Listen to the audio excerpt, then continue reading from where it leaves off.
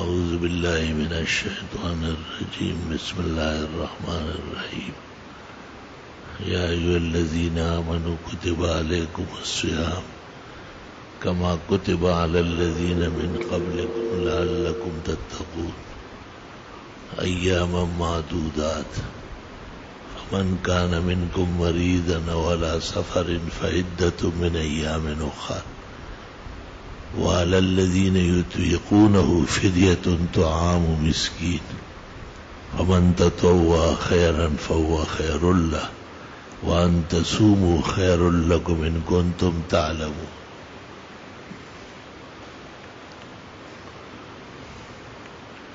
قال رسول الله صلى الله عليه وسلم شهر أوله رحمة وأوسطه مغفرة وآخره عتق من النار. أخرجه الترمذي والنسائي وابن ماجه والطبراني وأبو يعلى في مسانيدهم.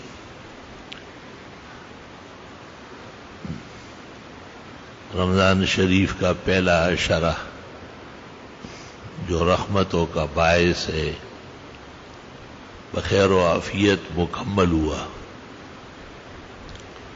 اور دوسرا عشرہ جسے مغفرت سے تعبیر کیا گیا ہے وہ رواں دواں ہے،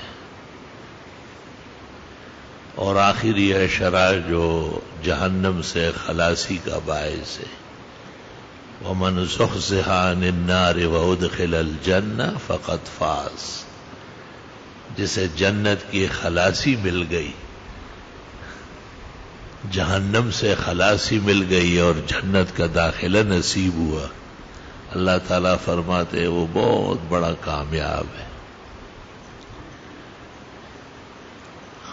علماء نے اور طرح بھی تعبیر کی ہے کہ خود روزے کی تین حالت ہے.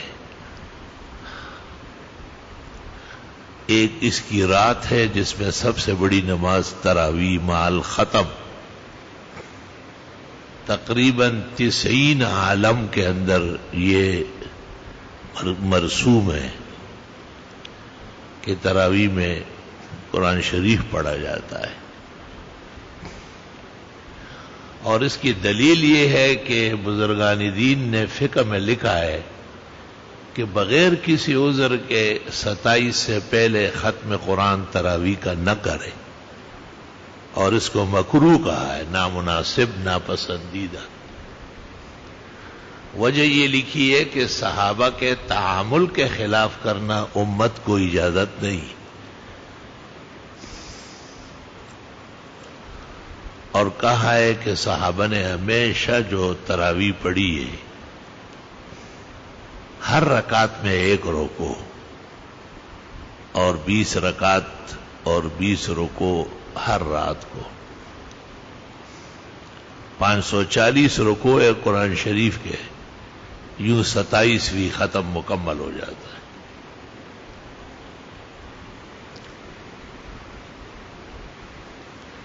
تو اگر کوئی عذر ہو، کوئی سفر ہو، کوئی پیچیدگی درپیش ہو، پھر تو 1 رات کا بھی ختم جائز ہے، اور 3 کا بھی، اور 5 کا بھی، لیکن جب تک ہو سکے تو صحابہ کی ترتیب کو محفوظ رکھا جائے، اور وہ 27ویں رات کو ختم ہے. بہت سارے اہم مہم مسائل سے بے خبری چل رہی ہے، اور یہ ایک آسان طریقہ بھی ہے. 3 4 ختم بھی لکھا ہے، لیکن اس کو انفراد میں لکھا ہے. اپنے گھر میں علیحدہ کوئی تراویح پڑھے تو ہر 10 دن میں 1 ختم کرے، اس کا وہ مقام نہیں ہے جو محلے کے مصلی کا ہے.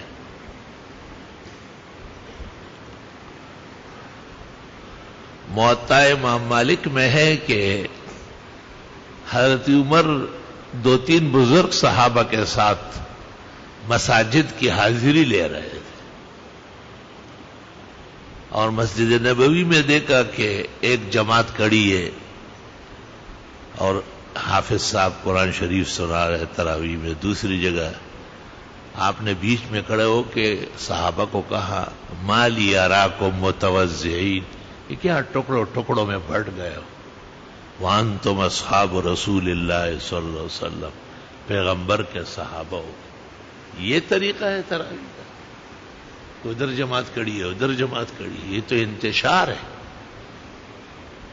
حل اجمعکم تحت قارئ واحد، ایک قاری کے پیچھے پڑھا کرو بھائی، مصلی پہ جو پڑھا رہا ہے.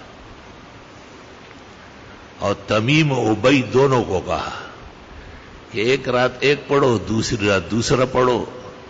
انہوں نے کہا امیر المومنین آسانی اس میں ہے کہ 10 میں پڑھوں 10 یہ پڑھے. آپ نے کہا ہوا خیر لکم، یہ ٹھیک ہے، لیکن پولیس مقرر کی کہ خبردار کہ جماعت کے دوران کوئی جماعت ہوئی، اور وہ جو جگہ جگہ کھڑے تھے ان پر ناراضگی ظاہر فرمائی کہ یہ نہیں ہے مناسب. حضرت علی کو جب یہ قصہ کسی نے بتایا تو زار و قطار روئے اور بار بار کہتے تھے کہ رحم اللہ عمر ماذا اسنى له خیرا، عمر کی نیکیاں کون گن سکتا ہے، ایک نیکی تھوڑا ہی ہے، سارے نظام پر نظر ہے اس کی. اور جہاں جاتے ہیں وہاں مساجد میں تراویح کا حشر نشر انتہائی عظیم اجتماع ہے. 4 دانگ عالم میں 20 رکعت تراویح رائج ہوا ہے. تو حضرت علی نے کہا اللہم نور قبر عمر کما نورت لنا مساجدنا، خدایا عمر کی قبر پر رحمتوں کی بارش فرما، منور فرما، ہماری مسجدوں کو نور بخشا ہے. یہ ایسی دعا ہوئی ہے اور ایسا عمل ہے کہ 15ویں صدی میں جو سال ہر سال فرض نماز پڑھنے نہیں آتے وہ تراویح میں موجود ہے. جی کوئی گسیٹا ہے، کوئی بسیٹا ہے، کوئی مریدوں کے ساتھ ہے، کوئی کیسے ہے. تراویح کی نماز دیکھو ٹین بھر کے لوگ اپنے ساتھ شربت لا رہے، خادمین مصلے اٹھائے ہوئے. تراویح ایک نماز، ایک شان و شوکت ہے، اللہ تعالیٰ کی رحمت ہے. بدقسمت اور بدنصیب ہے وہ فرقہ جو کبھی 8 اور کبھی 12 رکعت کے عنوان سے تفرقہ کرنے کا ٹھیکہ لیے ہوئے.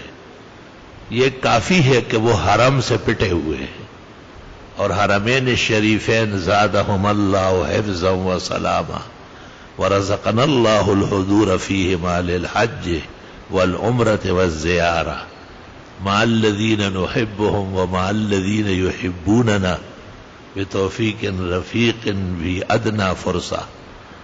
اللہ تعالی حرمین شریفین تا قیامت آباد و شاد رکھے، مرجع عالم کے اللہ حافظ و ناصر رہے، اور مسلمانان عالم کو ہر حال میں وہاں کبھی حج کے لیے، کبھی عمرے کے لیے، کبھی زیارات کے لیے پہنچنے کی توفیق عطا فرمائے.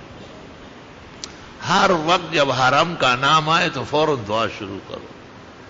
3 دعائیں کرو، ایک کہ یا اللہ اس کی حفاظت فرما، دوسری یہ کہ یا اللہ مسلمانوں کو وہاں متوجہ فرما، اور تیسرا یہ کہ یا اللہ مجھے بھی کسی نہ کسی بہانے وہاں پہنچا. موری مس کی ہوا سے داشتہ کے برکا برسد، دست بر پائے کبوتر زد و ناگاہ رسید. ایک سالک نے کہا ہے کہ ایک عاجز مسکین چوینٹی کی بھی خواہش تھی کہ میں بھی کعبے کی زیارت کراؤں. درمیان میں جنگلات ہے، سمندر ہے، ملک ہے، لیکن خواہش تھی اس کی. دیکھو خواہش اور دعا کا تعلق اسباب سے نہیں ہے. جس نے اسباب سے تعلق سمجھا اس نے کچھ بھی نہیں سمجھا، اس پر سمجھ حرام ہے بالکل. خواہش اور دعا کا تعلق مسبب الاسباب سے ہے، اور وہ اللہ بزرگ و برتر ہے جس کے سامنے کوئی رکاوٹ نہیں. لا الہ الا اللہ وحدہ لا شریک لہ. کہتے کہ وہ چوینٹی جو تھی وہ مختصر سی مخلوق، وہ اسی آرزو میں رہتی تھی کہ میں نے کعبے کی زیارت کرنی. چنانچہ ایک کبوتر آیا اور قریب میں بیٹھ گیا. چوینٹی تو ہر جگہ چڑھتی ہے، اس کے پاؤں پہ جا کے چڑھ کے ان کے پروں میں چھپ گئی، وہ اڑ گیا اور وہ حرم کا کبوتر تھا. اور حرم کے کبوتر تو کہتے اس عہد سے ہے جس عہد میں پیغمبر نے غار ثور سے گزر کر مدینہ پہنچے. ہمارے فقہائے احناف نے اپنی کتابوں میں حرمین کا عمل مستقل دلیل مانا ہے. جیسے مالک کا عمل ہے، امام شافی کا ہے، احمد ابن حنبل کا ہے، امام اعظم کا ہے. ایک عمل کا وہ کہتے ہیں وہ عمل حرمین شریف ہے، حرم میں اس طرح رائے. ٹھیک ہے، بس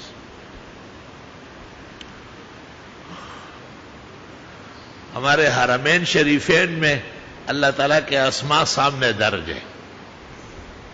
تو حنفی موقف مجھے معلوم ہوتے ہوئے کعبے کا غلاف لگایا ہے.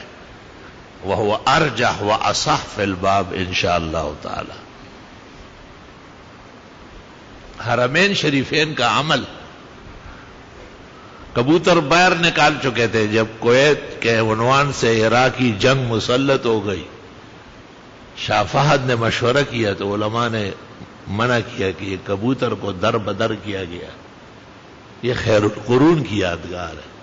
فہد نے فوراً کہا واپس بلا دو، اور ان کے لیے لمبے لمبے عمارات بنوائی گئی، اس میں ان کے گھونسلوں کی جگہ بن گئی، اور حرم میں پنکھے بند کر دیے گئے، سر بکف کیے گئے کہ وہ ٹکرائے نہیں، ان کی لاشیں گر جاتی ہیں. تو اس ننھی منی مخلوق نے بھی اپنا وجود منوایا ہے اپنی صداقت کا لوہا منوایا ہے کہ ہم بھی یہاں رہیں گے. تو وہ کبوتر اڑ کے وہاں چلا گیا، وہ تھا ہی حرم کا. چوینٹی نیچے اتر گئی اور کعبے کی زیارت ہو رہی. تمام مخلوقات میں جذبہ ہے، تمام مخلوقات کے اندر ہوس ہے، شعور ہے، ادراک ہے. وَإِن مِّن شَيْءٍ إِلَّا يُسَبِّحُ بِحَمْدِ رَبِّهِ. باقاعدہ تسبیح کر دی ہے وَلَٰكِن لَّا تَفْقَهُونَ تَسْبِيحَهُ. یہ اور بات ہے کہ تم اور ہم نہیں سمجھتے.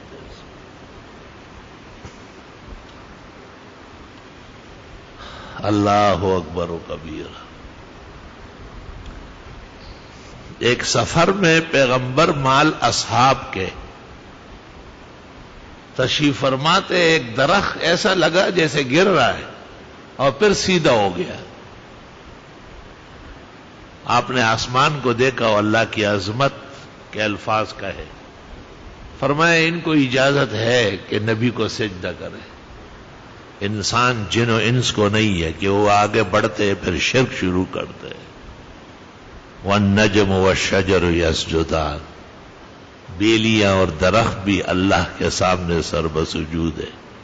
فَبِأَيِّ آلَاءِ رَبِّكُمَا تُكَذِّبَانِ. کیا شان و شوکت ہے رب العزت کی. تو مخلوق ہمارے حساب سے چھوٹی ہے. بخاری شریف میں ہے کہ ایک پیغمبر اپنے ساتھ امت کو لے کے استسقاء کے لیے نکلے، بارش مانگنے کے لیے کہ یا اللہ باران رحمت فرما.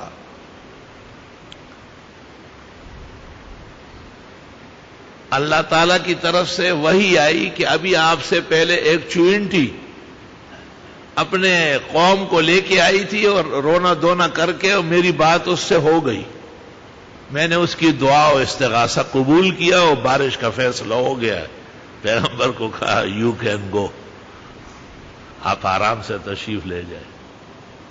یہ دیکھا پوری ایک ہستی ہے.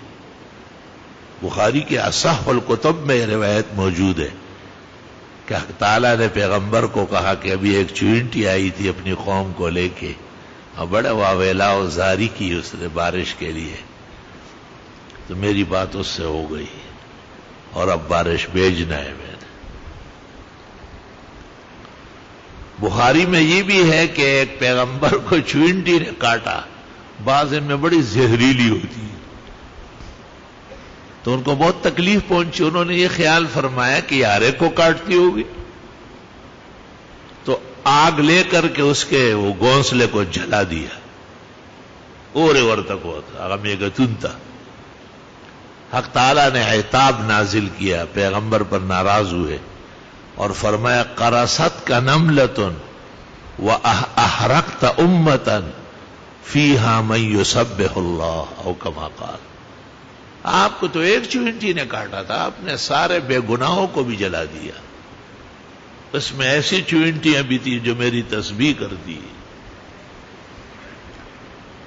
قرست کا نملتن وَأَحْرَقْتَ أُمَّةً تسبح اللہ. تو چھوٹی اور بڑی ہمارے حساب سے شریعت کے اندر چھوٹا بچہ جو مرتا ہے صرف سانس لایا اور دایا نے کہا کہ ہاں یہ بچہ جب پیدا ہوا تو سانس لے رہا تھا یا چیخا، کوئی دلیل ہو کہ وہ زندہ پیدا ہوا ہے اور مرا، باقاعدہ جنازہ ہے. جیسے 60 سال کے آدمی کا جنازہ ہے، اس کا بھی غسل ہے، کفن ہے، دفن ہے، جنازہ ہے، بلکہ وہ زیادہ ضروری ہے. اس کو کہہ سکتے اللہم اجعلہ لنا شافعا و مشفعا، یا اللہ اس کو سفارشی اور سفارش قبول کیا ہوا بنا. مضمرات شرع قدوری میں ہے کہ بچہ کسی کا ہے اور جنازہ سارے لوگ پڑھیں گے، تو جتنے لوگ یہ دعا کریں گے اس بچے کی سفارش ان سب کو پہنچے گی. خیر کا عموم دے کے ذرا.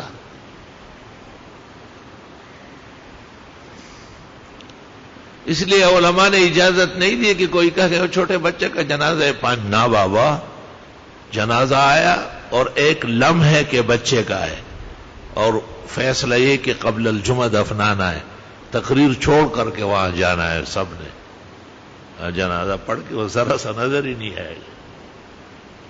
اللہ اللہ، خدا کے ہاں انسان کتنا قیمتی ہے.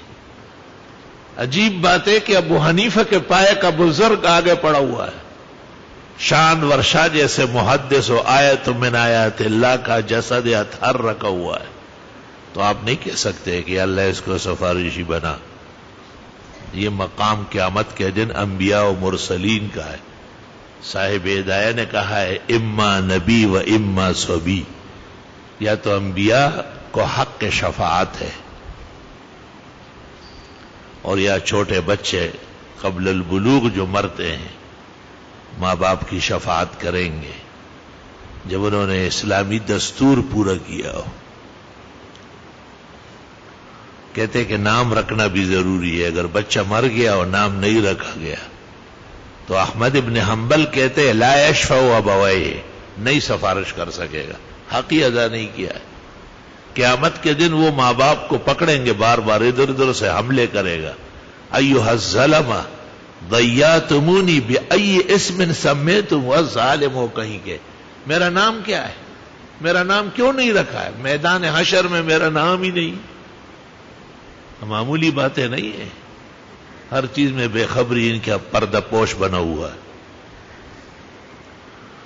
علماء یہاں تک کہتے ہیں کہ جو سخت پیدا ہوا، سخت نہ تمام لوتڑا، جس کا نہ کفن ہے نہ دفن ہے، کفن کی جگہ نہیں کپڑے میں لپیٹنا ہے، قبر نہیں ہے کھڈا کھودنا ہے قبرستان میں ایک سائڈ پہ، غسل نہیں ہے خالی پانی بہانا ہے، تمام الفاظ بدل دیے.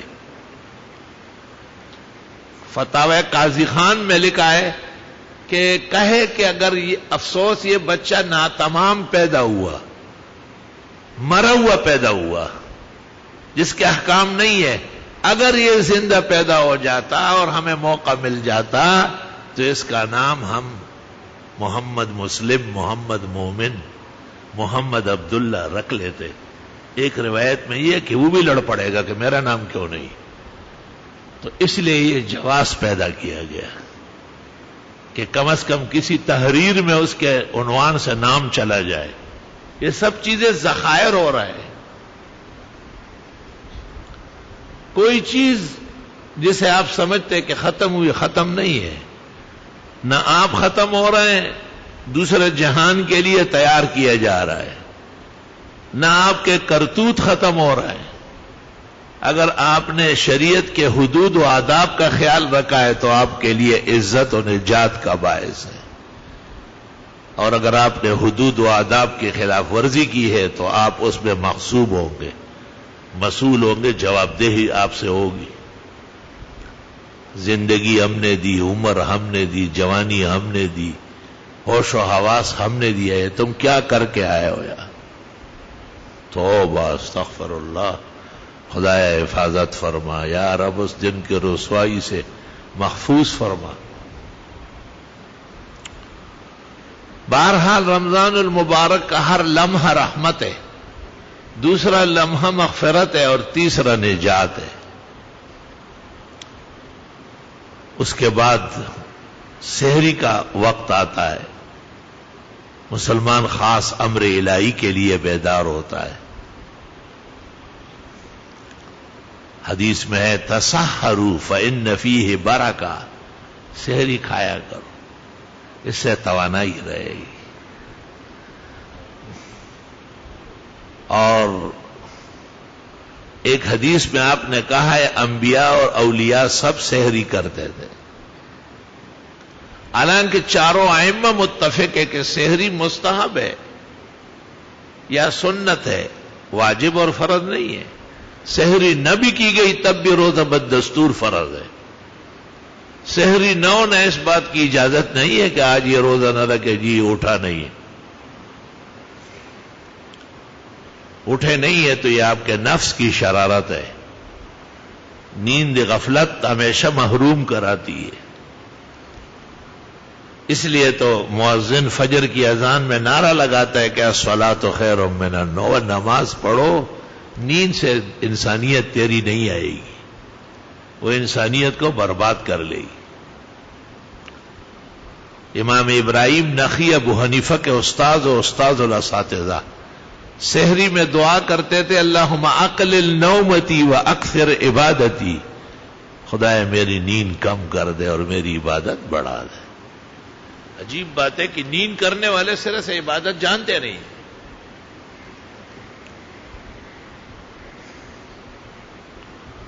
آج ہمارے تفسیر والوں کا صبح ایک جائزہ ٹیسٹ ہوتا ہے کہ بھئی 16 شعبان سے 12-13 رمضان تک آپ نے کیا پڑھا ہے۔ تو میں نے اندر سے پوچھوایا کہ کون کون نگران ہے۔ ایک ساتھی ہمارا جو نیند کا پیٹا ہوا ہے، اب میں اس کو کہتا ہوں تیرے ہمیشہ پردہ نیند سے برباد ہوگا، ہمیشہ بے عزت و بے پردے ہوں گے۔ نیند جس کی مغلوب نہ ہوئی وہ بے عزت ہوگا، نیند کو مغلوب رکھنا ہے۔ مجھے خیال بھی تھا، جب پوچھا تو کہا وہ نہیں آیا نگران، باقی سب موجود۔ دیکھے گا بہت بڑی ذلت ہے نیند کا غالب آ جانا، معمولی حادثہ نہیں ہے، کینسر سے بڑھ کر ہے۔ کچھ بھی دنیا میں پائیدار کام اللہ اس سے نہیں لے گا، ہمیشہ ذلت آمیز کام اس کے حصے میں ہوں گے۔ اس لیے پیغمبر نے یہ بھی نماز کا حصہ بنایا۔ اذان میں مؤذن کہتا ہے کہ نماز بہتر ہے نیند سے، نیند چھوڑو نماز پڑھو۔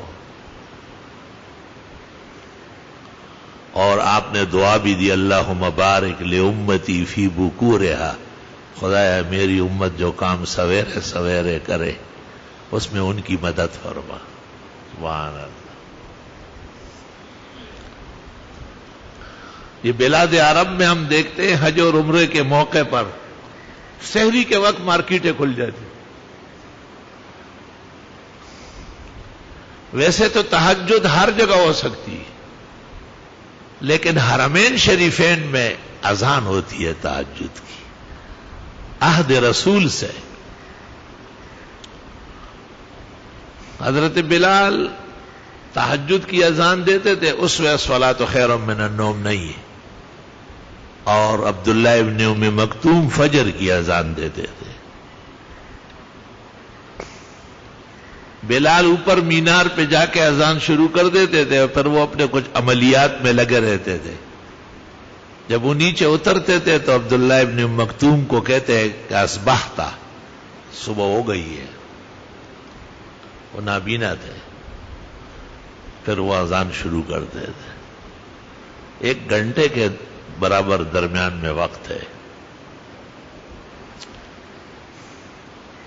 تو میرے ساتھ جو سفر میں حرمین شریفین میں احباب ہوتے ہیں ان کو میں پہلے دن وارننگ دے دیتا ہوں کہ ایک بات یاد رکھو، ہم یہاں سیر سپاٹے کے لیے نہیں آئے، وہ پاکستان میں اچھی طرح ہو سکتا ہے، یہاں ہم رضا الہی کے لیے آئے۔ یہاں کے نصاب میں تہجد شامل ہے، پاکستان کے نصاب میں شامل نہیں ہے، نہ ہندوستان نہ افغانستان، کہیں کا بھی نہیں۔ ائمہ اربعہ متفق ہے کہ اور جہان میں تہجد کی اذان کی ضرورت نہیں ہے، اور چونکہ نفلوں کی جماعت منع ہے تو وہ سال بھر وہاں بھی کوئی جماعت نہیں ہوتی، صرف اذان ہوتی ہے۔ اذان تہجد کے بعد بہتر صورت تو یہ کہ آدمی حرم جائے اور وہاں تہجد پڑھے اور 12 رکعت پڑھے۔ بخاری شریف میں 20 حدیثیں ہیں کہ فصلى رکعتین ثم رکعتین ثم رکعتین ثم رکعتین ثم رکعتین ثم رکعتین ثم اوترا، 6 دفعہ 2 12 رکعت، پھر وتر، اور وتر کے بعد پیغمبر نے کبھی بھی نفل نہیں پڑھے۔ جو کہتے ہیں اتہام باندھ رہے احادیث و محدثین پر، وتر آخری نماز ہے رات کی۔ علماء نے اجازت دی ہے کہ وقت تنگ ہے، طبیعت نہیں ہے، پریشانی ہے، بھی 2 رکعت پڑھ لیں، 4 اور 6 اور 8 بھی پڑھ سکتے ہیں، اختیاری نماز ہے۔ لیکن احادیث مبارکہ میں پیغمبر سے 12 سے کم کا ثبوت بمشکل ہوا ہے، 12 رکعت۔ الحمدللہ۔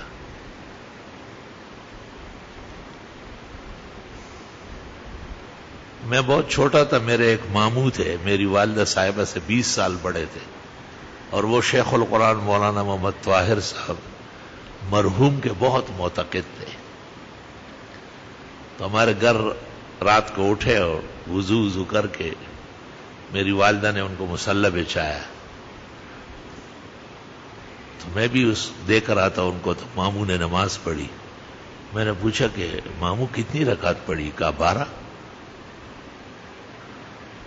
تو میں نے کہا اتنی بڑی نماز؟ کہا تہجد تے کرا وہی دا خودر لوئی مجدے کرا۔ اللہ اکبر، 12 رکعت، حالانکہ کچھ پڑے ہوئے نہیں، خالی مولانا سے دوستی تھی۔ علماء سے دوستی تو بہت زیادہ وزندار ہے، جب دین اور عقل و شعور کے ساتھ ہو تو اس میں مسائل پختہ ہوتے ہیں۔ تو جب ہم بخاری شریف پڑھاتے ہیں اور اس میں آتا ہے کہ اکثر احادیث میں 12 رکعت تہجد، امام اعظم ابو حنیفہ نے جو وصایا کیا ان میں بھی شاگردوں کو کہا ہے تہجد کی 12 رکعت پڑھا کرو۔ آفرین ہے امام اعظم پر، کوئی ایک مستحب سنت چھوڑ نہیں رہے، شاگردوں کو تاکید کی تہجد پڑھا کرو اور 12 رکعت پڑھا کرو۔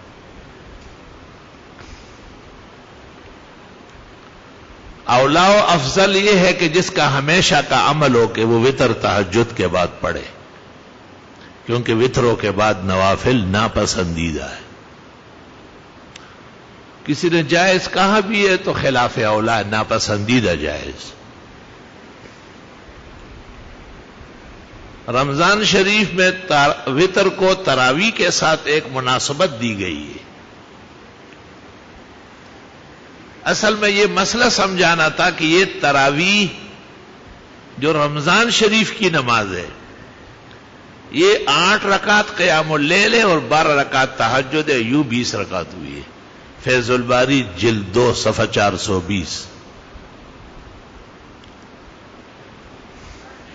شاہ صاحب فرماتے ہیں شروع رات میں پڑھو اور 8 تو قیام اللیل ہے، آخری حصے میں پڑھو اور 12 پڑھو تو تہجد ہے، دونوں ملا کے پڑھو اور رمضان میں پڑھو، جماعت سے پڑھو تو تراویح ہے، اخیر میں وتر پڑھو تو رات کی نماز سے فارغ ہو گئے۔ عجیب لوگ ہیں، کچھ معلوم نہیں ان کو۔ اس جگہ شاہ انور شاہ نے لکھا ہے کہ سلف صالحین تراویح اور وتر کے بعد دوبارہ قیام اللیل و تہجد پڑھنے پر خفا ہوتے تھے کہ یہ دوبارہ شروع کر دیا، ایک دفعہ تو ہو گئی نا امام کے ساتھ۔ صحابہ نے بڑا احسان کیا ہے کہ رکعت قیام اللیل و تہجد کی اکٹھی کی، کہ اور راتوں میں تو اختیاری ہے، لیکن تراویح فقہا کہتے ہیں سنت مؤکدہ ہے، قصدن چھوڑنے والا گناہگار ہوگا۔ اور پھر رمضان المبارک میں قرآن پڑھنا بھی بہت ضروری ہے، پتہ نہیں دن میں پڑھیں گے یا نہیں۔ فرمایا تہجد میں قاریوں کو کہا، ابئی کو، تمیم کو۔ فتاوی عالمگیری جلد اول فصل فی قیام رمضان میں ہے، کان عمر یؤم مکتوبہ ثم یتأخر ویصلی بہم ابئی وتمیم واذا جاء الاوان یتقدم ویوتر بہم الثلاث۔ اس کے بعد تمیم اور ابئی 10 رکعات پڑھا لیتے تھے، جب وطروں کا وقت آ جاتا عمر پھر آگے ہو جاتا۔ یہ ائمہ جو فرض پڑھا کے پھر وطر بھی پڑھاتے ہیں، کوئی گپ شپ نہیں ہے۔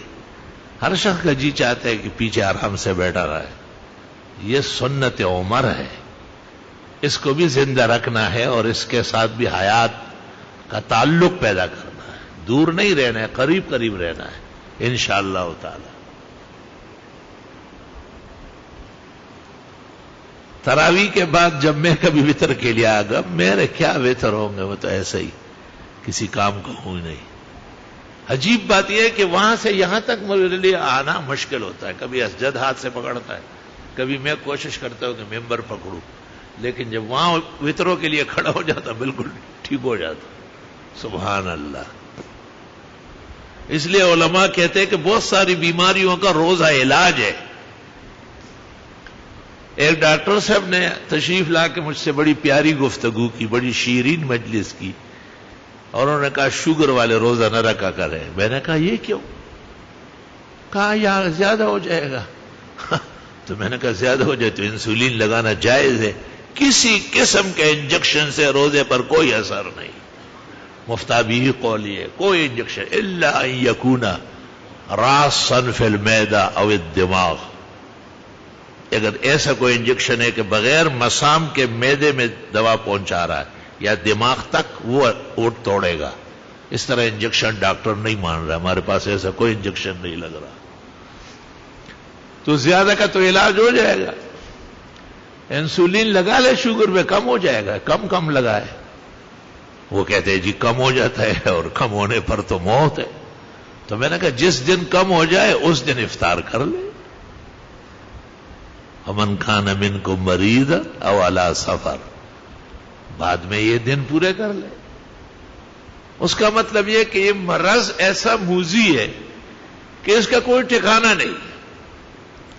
ایک اژدہا ہے جو زندگی انسانی پر مسلط ہے، اللہ حفاظت فرمائے۔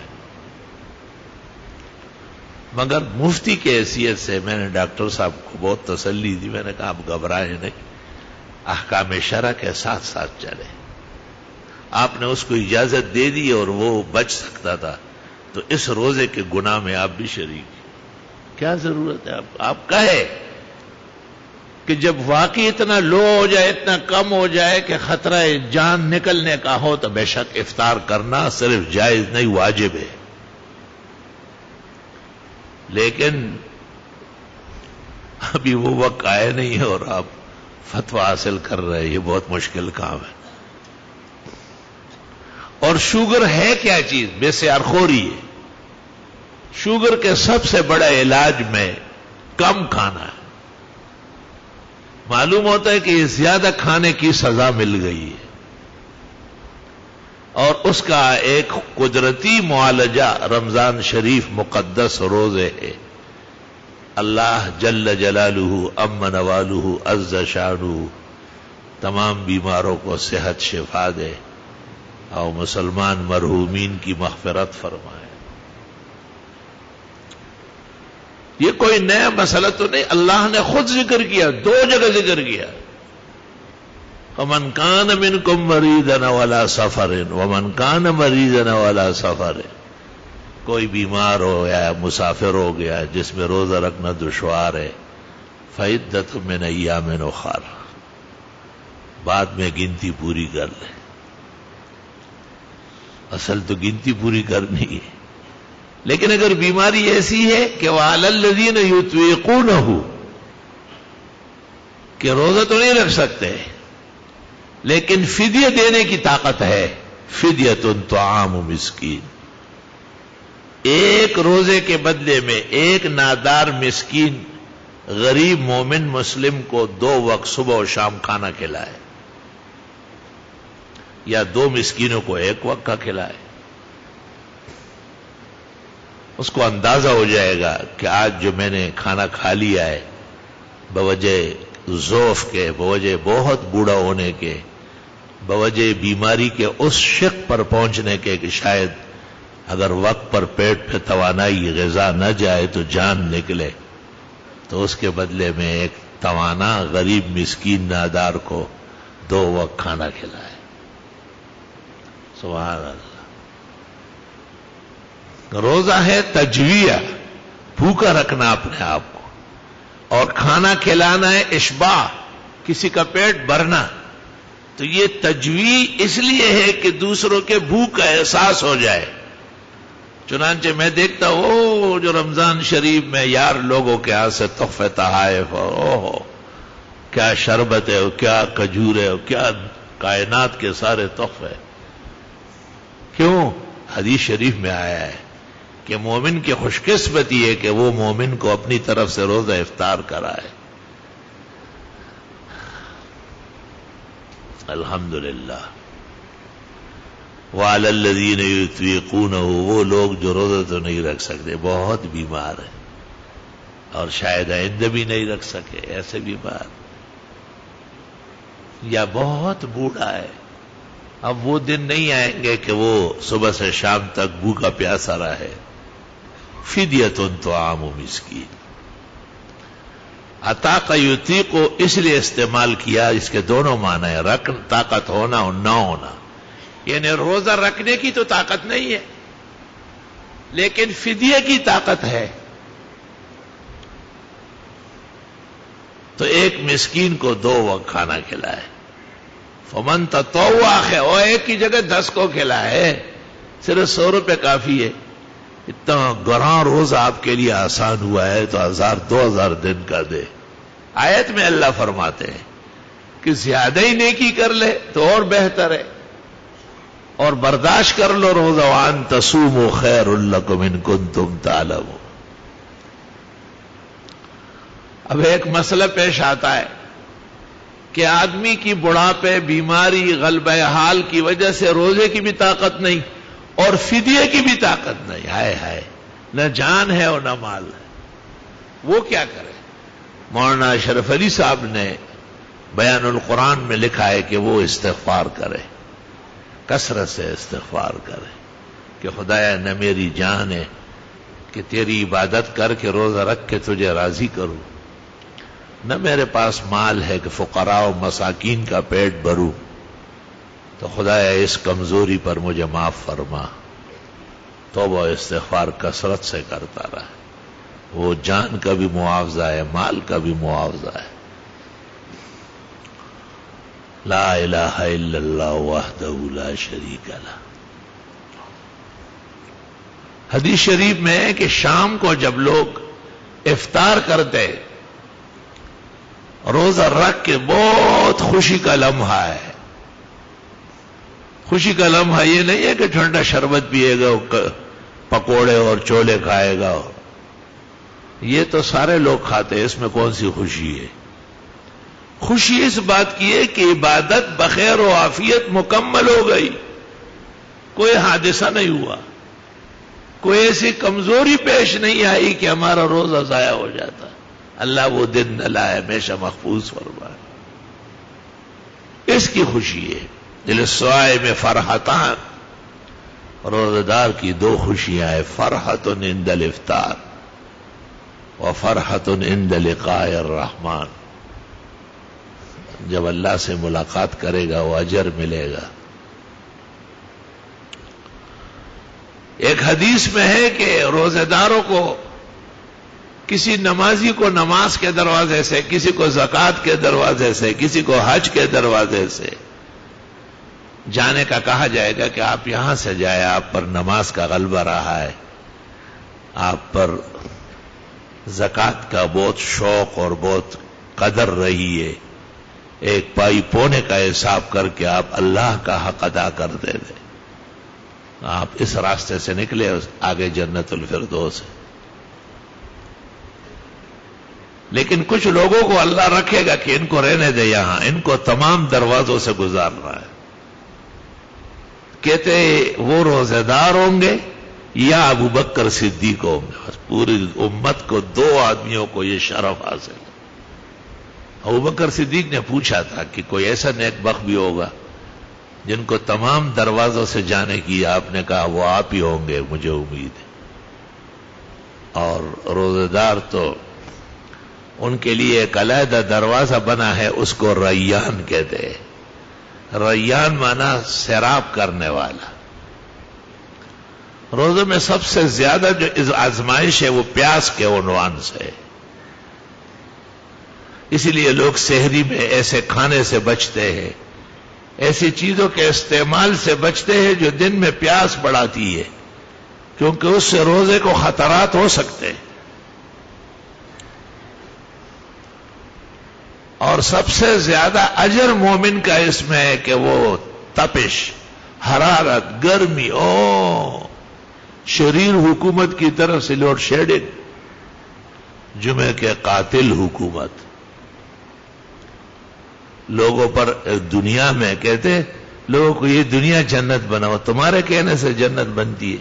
پہلے گریبان میں جاؤں کو ذرا کہ تمہارے غلط اہلکاروں کی وجہ سے لوگوں کی زندگی اجیرن ہو گئی۔ ہمارے ہاں مضبوط قسم کا جنریٹر لگا ہے، اور بعض اوقات ایسے آتے ہیں کہ فیس بھی اڑ جاتے ہیں اور جنریٹر پر بھی وقت زیادہ گزرا ہوتا ہے، تو مجھ سے پوچھا جاتا ہے کہ تھوڑی دیر کے لیے بند کر دے۔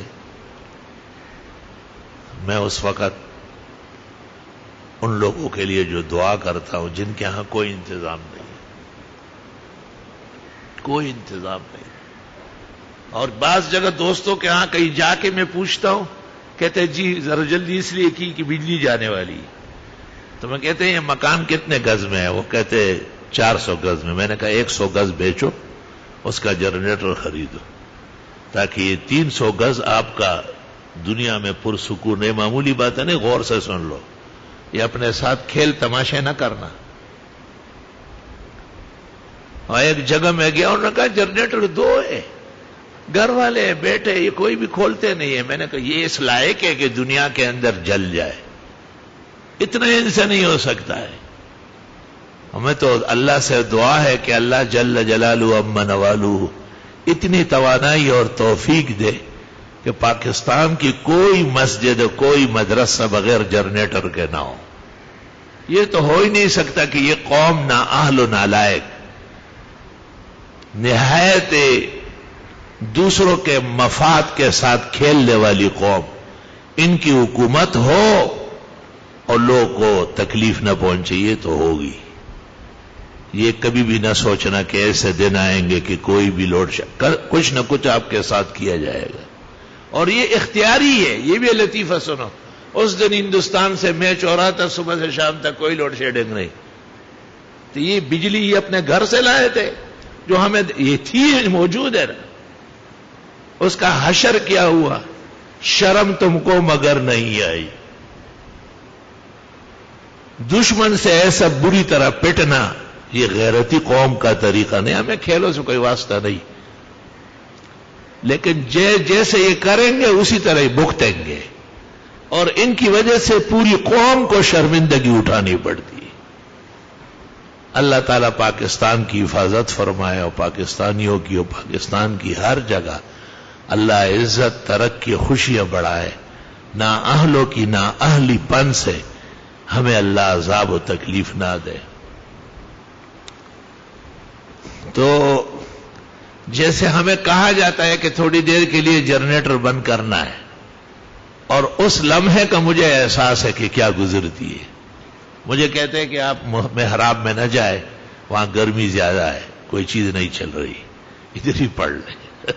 او بھائی، 40 سال میں نے اس محراب و ممبر کا چوکیدار کیا ہے۔ امامت کون کر سکتے ہو؟ تو بڑی چوکیدار ٹھیک ٹاک، کوئی کان کورج نہیں سکتا تھا. تو اب مجھے اس وجہ سے آپ کہتے ہیں نہیں آپ کا دل گھبرا جائے گا، سانس اکھڑ جائے گی. تو مجھے ان کی باتوں کی پرواہ نہیں، مجھے وہ لوگ یاد آتے ہیں جن کے یہاں 16 گھنٹے بجلی نہیں ہے. ان میں بیمار بھی ہوں گے، بوڑھے بھی ہوں گے، کتنے چھوٹے چھوٹے بچے ہوں گے، بیویاں کام کاج گھروں کا کرتی ہے، کیا حشر ہوگا ان کا. خدا ان سب پر رحمتوں کی بارش فرما، اور خدا ان سب کی اور ہم سب عاجزوں کی تمام پریشانیاں دور فرما. تو روزے کا ایک حصہ رحمت ہے، دوسرا مغفرت ہے، اور تیسرا جہنم سے خلاصی ہے. اللہ رحمت بھی عطا فرمائے، اللہ مغفرت بھی نصیب کرے، اور ہمیشہ ہمیشہ کے لیے جہنم اور ان کی اقسام، جہنم اور ان کی ہوا اور ہواڑ، امان غواڑ لدوزخا ہم لگرم ہم لیخا، ہر قسم کے سزاؤں سے اللہ حفاظت فرمائے. وآخر دعوانا أشهد أن محمد رسول الله أشهد أن محمد رسول الله حي على الصلاة حي على الصلاة حي على الفلاح حي على الفلاح. الله أكبر الله أكبر لا إله إلا الله.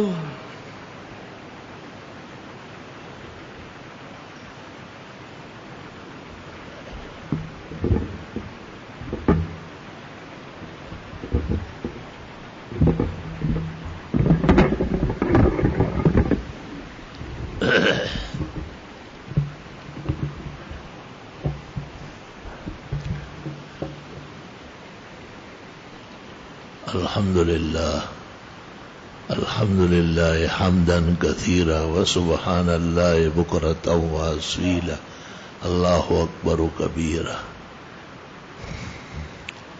أعوذ بالله من الشيطان الرجيم.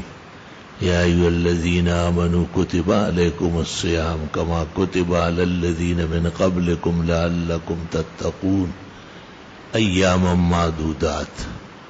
ومن كان منكم مريضا وعلى سفر فعدة من أيام أخر.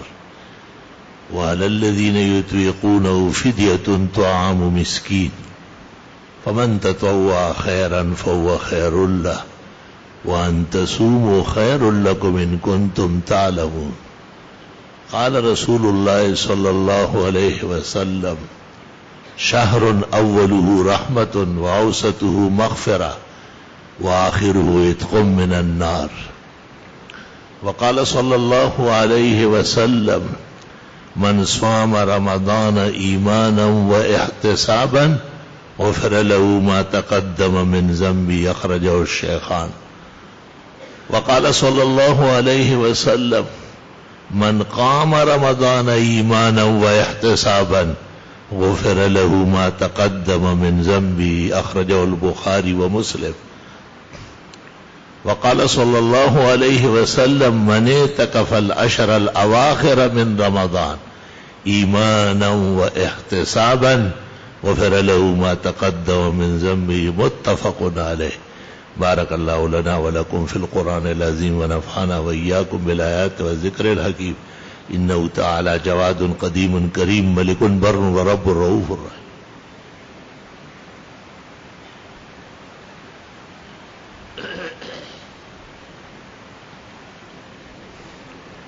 الحمد لله جل وعلا وصلى الله وسلم على رسوله المصطفى ونبيه المجتبى وأمينه على وحي السماء شافع الشفعاء يوم الجزاء وعلى آله النجبى وأصحابه الأتقياء أفضل الخلائق بعد الأنبياء ومن بهديهم اقتدى وبآثارهم اقتفى من المفسرين والمحدثين والفقهاء إلى يوم الجزاء. ما بعد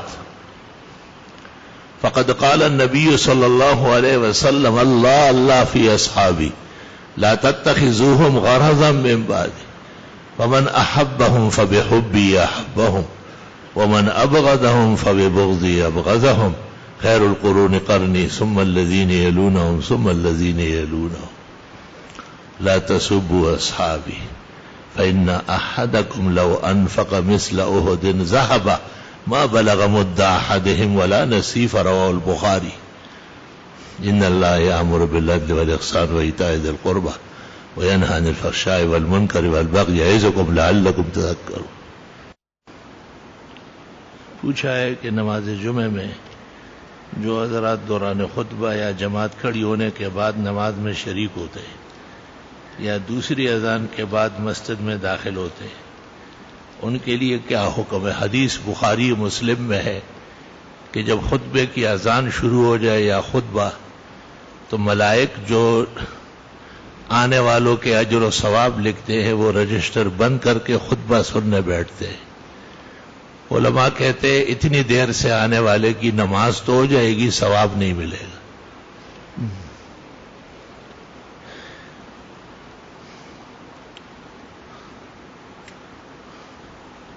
اللہ سے دعا ہے اللہ آپ کو لازوال صحت عطا فرمائے، آمین. اور بھائی انور شاہ کو آپ کی طرح تمام علوم میں سرفراز فرمائے، آمین. قبرستان میں اپنی والدہ یا کسی استاذ کی قبر کے قریب بیٹھ کر قرآن پاک ساتھ لے جا کر پڑھنا کیسا ہے؟ واستحسن محمد قراءۃ القرآن عند القبور، فتاوی ہندیہ جلد اول. امام محمد بن الحسن شیبانی نے کہا ہے قبرستان میں قرآن کریم کی تلاوت پسندیدہ عمل ہے.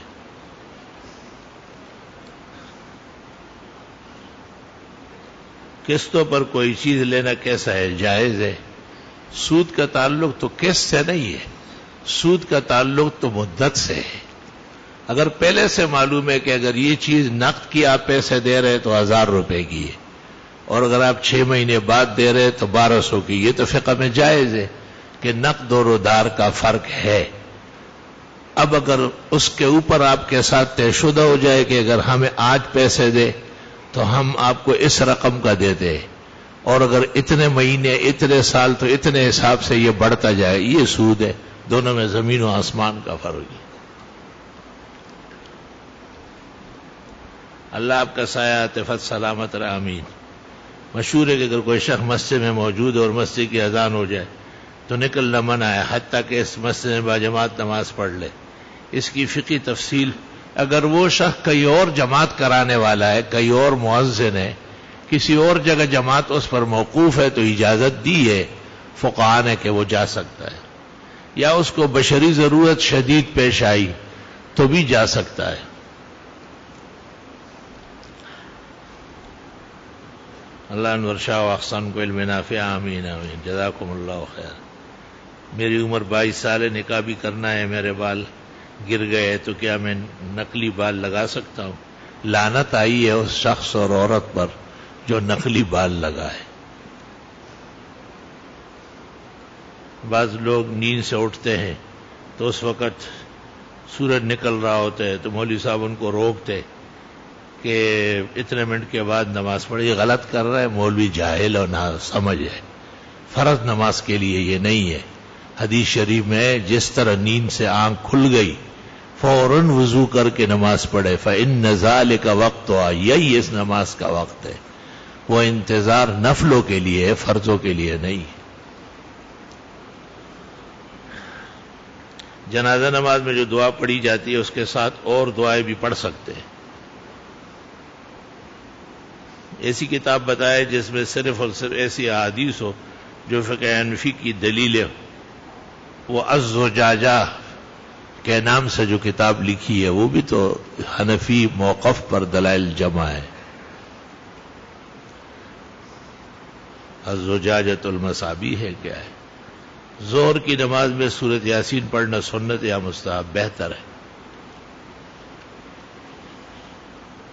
حضرت اللہ تعالیٰ آپ اور انور شاہ کو اور آپ کے اصول و عیال، اہل و عیال کو صحت و عافیت، آمین. ایک مرتبہ اعوذ باللہ، ایک مرتبہ بسم اللہ، ایک مرتبہ سورہ کوثر پڑھنے سے اگر کسی نہر یا دریا وغیرہ کے پل پر گزرنے سے تو بقدر قطرات پانی کے نیکیاں نکل جاتے. کیا یہ عمل مجھے معلوم نہیں ہے، آپ سے پتہ چلا۔ کیا زکوٰۃ کسی فلاحی ادارے بشرطے کہ وہاں تملیک شخصی کا اہتمام ہو، یعنی لوگوں کو شخصی طور پر مالک بنانے کا رواج ہو، عام طور پر فلاحی اداروں میں اس کی پرواہ نہیں ہوتی۔ کیا آل رسول کو زکوٰۃ نہیں دے سکتے، دیگر صدقات دینا جائز؟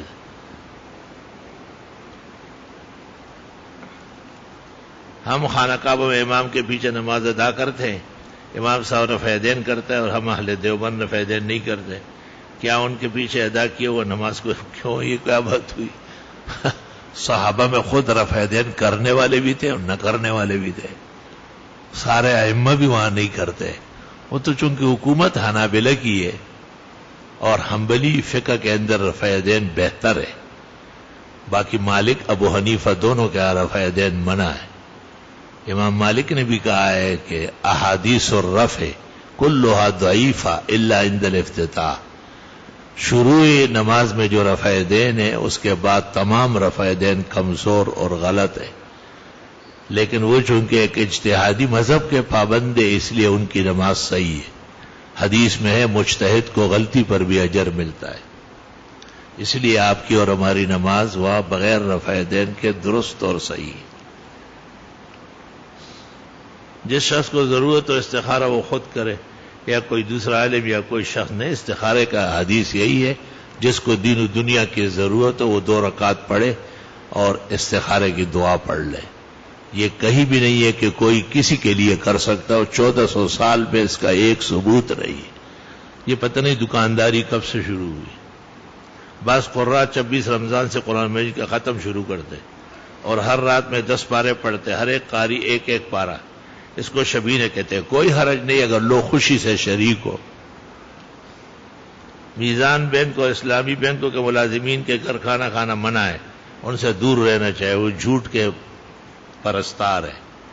محض سود کو اسلام کہنا، جیسے گٹر لائن کو کوئی زمزم کہے، آپ اسے مسلمان کہیں گے کیا؟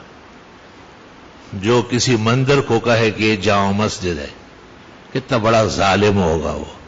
اس لیے نرے سودی بینک ہے، ایک رتی کے برابر ان میں اسلام نہیں ہے، صرف لوگوں کو شکار کرنے کے لیے انہوں نے اسلام کے نام پر نرا جھوٹ بولنا شروع کیا ہے۔ چھوٹے اور بڑے سارے جھوٹ کے مرتکب ہیں، لفظ، مکر، خداع، دجل، کذب، دروغ گوئی ان کا خالص جامع ہے۔ کوئی بینک پاکستان نہیں پوری دنیا میں اسلامی نہیں، کہیں بھی نہیں۔ سعودی عرب میں اسلامی فیصل بینک علماء نے اعتراض کیا کہ اسلام کہاں ہے، تو اسلامی ہٹا دیے، صرف فیصل بینک رہ گیا۔ یہاں تو علماء علیہ کار بن گئے، پیسے کے لیے برداشت نہیں کر سکے۔ مجھے زکوٰۃ کے حوالے سے ایک مسئلہ پوچھنا ہے۔ میرے پاس 5 لاکھ روپے جن پر سال گزر چکا ہے، میں ایک تنخواہ دار سرکاری ملازم ہوں، تنخواہ کا کچھ حصہ مہینے پر جمع کرتا رہتا ہوں، اب میرے پاس 10 لاکھ ہے، تو کیا میں زکوٰۃ 5 لاکھ کی؟ یہ عجیب بات ہے، 10 لاکھ اور زکوٰۃ 5 کی دے رہا ہے، یہ کیوں؟ پوری رقم کی زکوٰۃ دینا۔ جس رقم پر سال گزر گیا وہ نصاب ہے، اس کے اوپر جو اضافہ ہوا ہے اگرچہ اس پر سال نہیں گزرا لیکن فائدہ جمع اصل 1 مہینے پہلے جو 5 لاکھ آیا ہے اور پہلے سے 5 لاکھ موجود تھے، زکوٰۃ اب جو نکالیں گے 10 کے 10 لاکھ کی نکالی جائے گی۔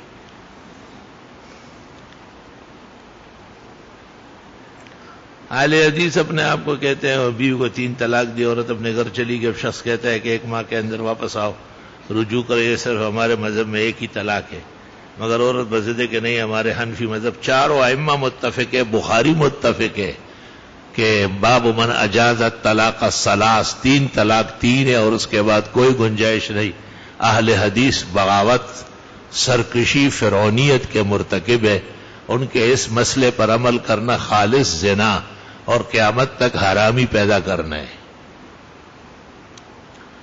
سنتوں کے بعد دعا کرنا بدعت ہے، اس لیے اس پر دعا کا تعریف صادق آ رہی ہے۔ دوسری بات یہ کہ آپ سے مسجد میں سنت ادا کرنا ثابت نہیں، بہت دفعہ ثابت ہے۔ یہ کیا بات ہوئی؟ بنو عبد الاشحل قبیلے میں جو آپ تشریف لے گئے، مغرب پڑھائی، مغرب کے بعد آپ نے وہاں کھڑے ہو کر آپ کے ساتھ صحابہ نے بھی سنتیں پڑھی ہے۔ سنت کے بعد دعا یا فرضوں کے بعد دعا بالقول ثابت نہیں ہے، افعال سے ثابت ہے، کیونکہ فرضوں کے بعد اجتماعی دعا یا فرض نماز پڑھنے کے بعد دعا، اس کی فضیلت آئی ہے۔ ادھر سنت اس دعا سے بھی زیادہ زوردار ہے، تو علماء کہتے مختصر دعا مانگے اور سنتیں پڑھے۔ سنتوں کے بعد کوئی شغل رہا ہی نہیں پابندی کا، اب اگر لوگ بیٹھ کر اپنے طور پر دعا مانگے تو کوئی حرج نہیں۔ ایک آدمی کوئٹہ میں رہتا ہے، اس کا ایک بھائی کراچی، دوسرا اسلام آباد میں۔ اب کوئٹہ والا بھائی کراچی یا اسلام آباد آ جائے 3 دن کے لیے، یہ مقیم کیسے ہوگا؟ یہ بھائی کے ساتھ مکان میں شریک ہے کیا؟ اکو بکو لکھتے رہتے ہو۔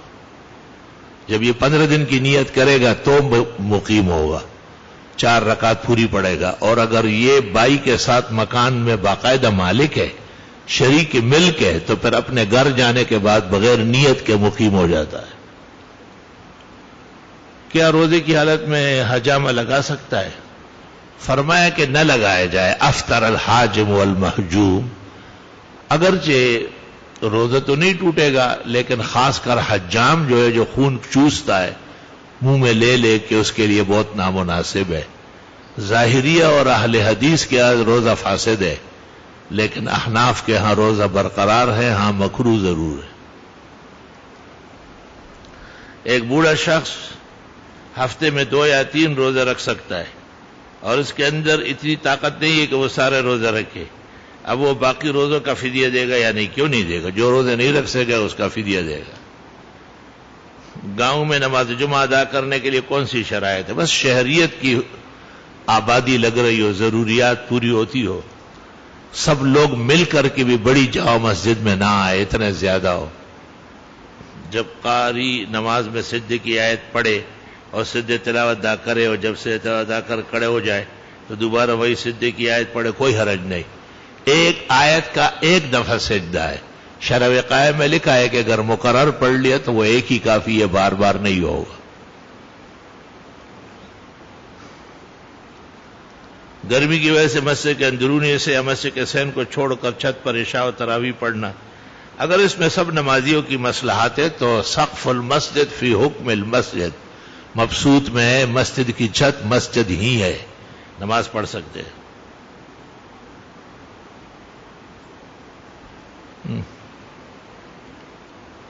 سلام اور دعا کا پوچھنا یہ ہے کہ اگر کوئی شخص عشاء کی نماز میں دیری سے مسجد میں آیا اور تراویح شروع ہو چکی، تو کیا وہ شخص تراویح کو اپنی فرض نماز نہیں، پہلے فرض پڑھ لے، سنت تابع ہے فرض، اس کے بعد جتنی تراویح ملے امام کے ساتھ پڑھے، جو بچ گئے وہ وتروں کی جماعت کے بعد پڑھے۔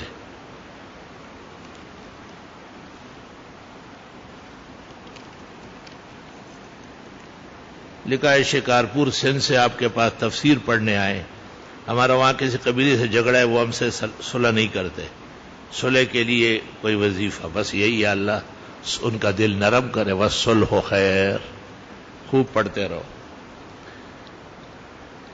حاملہ عورت کے لیے بیماری کی وجہ سے یا دوسرے بچے کو چھوٹا ہونے کی وجہ سے حمل ضائع کرنا جائز ہے، جب اس کی جان خطرے میں ہو، ڈاکٹر بھی رپورٹ دے اور مفتی بھی اجازت دے تو جائز ہے، ورنہ نہیں۔ 4 مہینے کے بعد ضائع کرنا منع ہے، 4 مہینے سے پہلے گرا سکتے ہیں۔ الحمدللہ رب العالمین، نستغفرک اللہم ونسألک السلام والعافیہ، لا الہ الا اللہ وحدہ لا شریک لہ، لہ الملک ولہ الحمد وعلی کل شیء قدیر۔ ربنا آتنا فی الدنیا حسنہ وفی الآخرۃ حسنہ وقنا عذاب النار۔ اللہم انا نسألک العفو والعافیہ فی الدنیا والآخرہ۔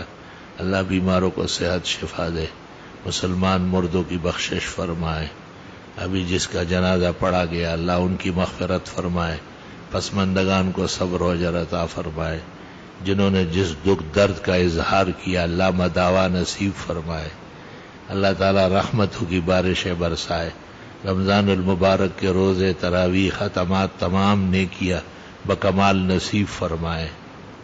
ہمارے بھائی جاوید صاحب سفر حرمین پر روانہ ہونے والے، اللہ تعالیٰ مبارک فرمائے، آسان فرمائے، قبول فرمائے، حرمین کی طاعات و عبادات کا خوب ذوق سلیم اور شوق بشری نصیب فرمائے، قدم قدم پر اللہ نیکیاں دے، اجر دے، اور بار بار آنا جانا ارزانی فرمائے۔ وصلی اللہ تعالی